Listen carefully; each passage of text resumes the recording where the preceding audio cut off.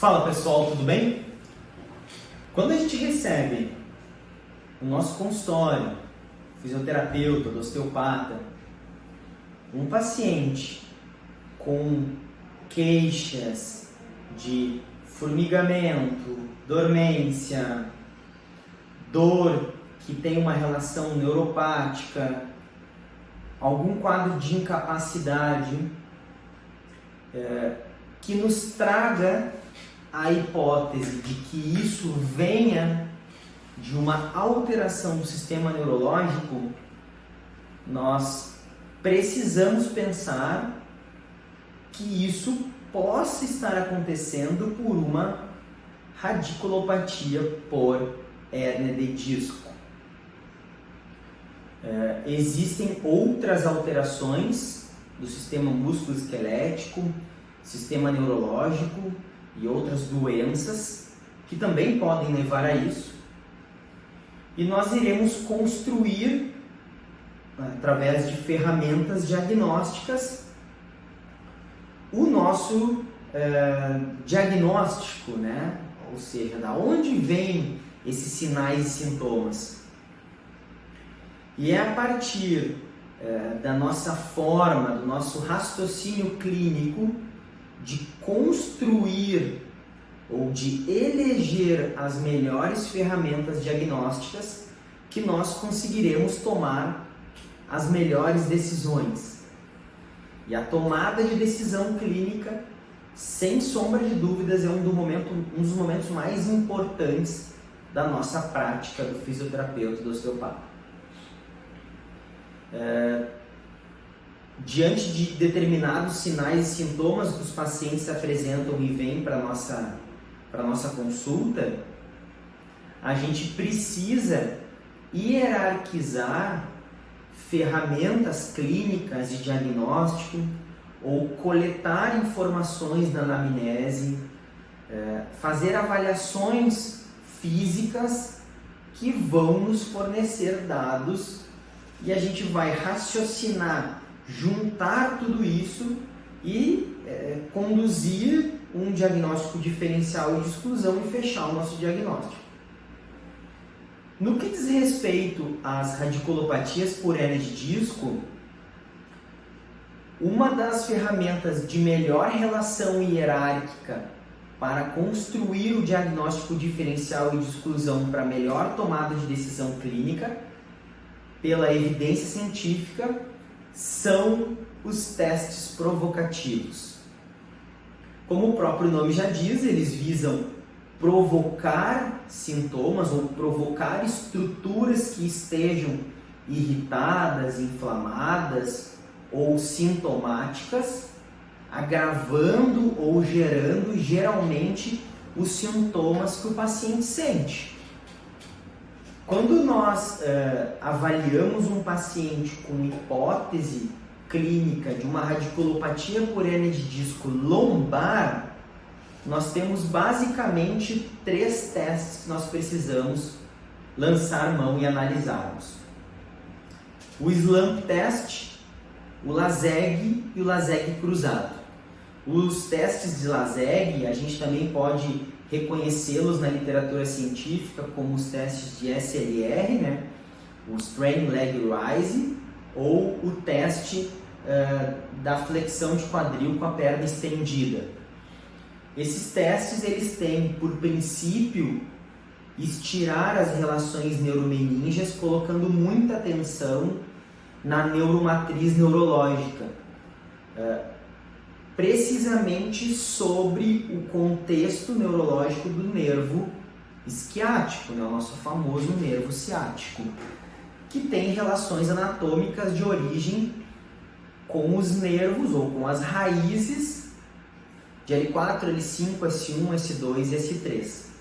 Essas raízes formam esse grande tronco neural em divisões já desde a raiz, que ele é como se fosse uma anastomose do nervo fibular e do nervo tibial. E esses nervos eles vão se dividir mais ou menos na região do terço médio para baixo até a região do oco poplíteo, né, posterior da perna, em nervo tibial e nervo fibular, né? Percorrendo caminhos topográficos e anatômicos diferentes, gerando principalmente a inervação sensitiva e motora dos músculos da perna e motora da coxa, né? Da posterior da coxa. Como, Rodrigo, né? Como que a gente tem que raciocinar, aplicar e interpretar os testes provocativos? De uma maneira geral, os testes diagnósticos que nós usamos na fisioterapia, na osteopatia, eles precisam ter o que nós chamamos de uma boa acurácia. E a acurácia é uma ferramenta probabilística da ciência, né, e da prática baseada em evidências, que tem por objetivo nos informar se um determinado teste ele tem uma boa capacidade de confirmar ou excluir uma determinada doença, alteração, condição clínica dos nossos pacientes. E esses testes provocativos, eles são testes que têm acurácias, valores de confiança do teste diferentes. E o SLAMP test é o teste que tem a melhor acurácia, principalmente no que diz respeito aos valores de sensibilidade e especificidade, assim como o LR+, e o LR-. Os estudos sugerem que ele tenha essa qualidade diferente dos outros testes, porque ele coloca muita atenção na dura mater, nas relações neuromeninges, diferente do LASEG. O SLAMP test é aquele teste que a gente coloca o paciente sentado, leva ele em flexão cervical, torácica, de tronco, lombar, e ao mesmo tempo que a gente vai estendendo o joelho e fazendo uma dorsiflexão. Ou seja, a gente estira toda a relação neural, da neuromeninge, da neuromatriz, ao longo de todo o sistema neural periférico, colocando tensão também no sistema nervoso central medular, né, na dura mater. Como eu já falei, é um teste provocativo, tem que provocar os sintomas do paciente, aí ele é um teste positivo. Se eu tenho uma hipótese, um paciente que tem dor irradiada para a perna, mas eu aplico o SLAMP test e ele dá negativo, ele tem uma boa confiabilidade para mostrar ou sugerir que realmente essa alteração não seja decorrente de uma hérnia de disco. E a gente tem que explorar outras tantas possibilidades que fazem com que o indivíduo chegue para nós numa consulta com uma dor irradiada para a perna. A dor lombar é a maior incapacidade do mundo sob o ponto de vista músculo-esquelético, e 2/3 dos pacientes que sofrem de dor lombar, eles referem alguns sintomas nas pernas, nos membros inferiores. Então a gente precisa se apropriar com verdade das boas ferramentas diagnósticas. Para aqueles pacientes que chegam com formigamento, dormência, alterações pertinentes do sistema neurológico, a gente aplica os testes provocativos. Se eles derem positivo, a gente ainda vai somar o exame neurológico, tentando identificar as alterações de sensibilidade relacionadas aos dermátomos, alterações de forças relacionadas aos miótomos, alterações de reflexos e dor nas regiões de dermátomos e miótomos dos membros inferiores. Já tem alguns estudos que mostram ou sugerem que quando a gente soma 3 testes positivos desses 4 que eu acabei de elencar, eles acabam tendo uma melhor acurácia, quando a gente avalia eles em forma de cluster, eles juntos. Pois bem, nesses casos esses testes provocativos eles funcionam bem. Porém, tem alguns estudos já sugerindo que, por exemplo, o teste de SLAMP, por ele colocar muita atenção na dura mater, ele inclusive possa diagnosticar hérnias assintomáticas, alterações que possam não ter relação direta com aquela queixa do paciente que chega até nós, mesmo que ele tenha uma dor irradiada, que, por exemplo, pode ser por um trigger point latente na região de glúteo. Mas como diferenciar, se esse teste positivo ele tem relação com uma herniação ou não? Eu preciso somar aí, nesses casos, a história clínica, as queixas do paciente terem uma relação direta com alterações do sistema neurológico que sejam compatíveis com uma radiculopatia por hernia de disco.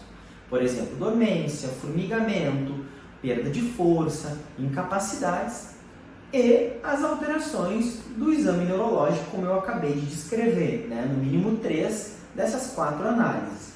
Se eu não tenho um exame neurológico positivo, o paciente tem dor irradiada, o SLAMP ele é positivo, mas o paciente não tem alteração de sensibilidade, não tem alteração de força nem de reflexo e não tem uma queixa tão associada às alterações neurológicas, eu preciso investigar ou realizar um diagnóstico diferencial em outras direções clínicas, né? Ou seja, o SLAMP ele tem essas duas características que a gente precisa reconhecer, raciocinar clinicamente diante desse saber, para que a gente consiga, durante a composição do nosso diagnóstico, construir o melhor raciocínio clínico para que a gente tome as melhores decisões clínicas, né? A gente trata um paciente com hernia de disco diferente de um paciente que tem uma alteração, uma dor irradiada por uma síndrome facetária, por um trigger point latente ou por outras alterações do sistema músculo-esquelético. Tá bem? Eu espero que esse vídeo tenha sido bom para ampliar ainda mais o seu raciocínio clínico. Deixa o teu likezinho aí no vídeo, né? Se tu não te inscreveu ainda aqui no canal do YouTube, te inscreve, manda para alguns colegas, fisioterapeutas, osteopatas que possam se interessar também por esse vídeo e a gente ampliar ainda mais a nossa rede de profissionais que tentam raciocinar clinicamente de uma forma cada vez mais descomplicada e precisa. Até o próximo.